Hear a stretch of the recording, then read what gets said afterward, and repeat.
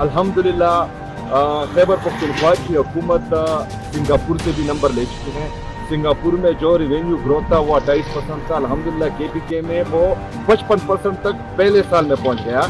बनिस्बतन पंजाब में जो है इनको 150 बिलियन का टारगेट IMF की तरफ से दिया गया था सरप्लस दिखाने का, वो 450 बिलियन पर जो है वो डेफिसिट में तकरीबन जा रहे हैं। तो अगर हम वहाँ पर करप्शन होती तो हम 178 बिलियन के सरप्लस पर अभी इस वक्त नहीं खड़े होते। क्या बड़ा रिलीफ देने जा रहे हैं रमजान में KPK के अवाम को? देखिए रमज़ान में जो है इंशाल्लाह जो रोज़मर्रा की अशियात है उस पर जो है सब्सिडी भी की जाएगी, और जो हमारे गरीब लोग हैं, जिस तरह हमारे लीडर हमारे कायद जनाब इमरान खान साहब ने एहसास कफारत प्रोग्राम, कोई भूखा ना सोए, शेल्टर होम, इस तरह की चीज़ें शुरू की थी। तो इंशाल्लाह खैबर पख्तूनख्वा की हुकूमत भी उसकी विजन के मुताबिक अपने गुरबा के लिए एक ख़ुसूसी पैकेज अनाउंस करने जा रही है।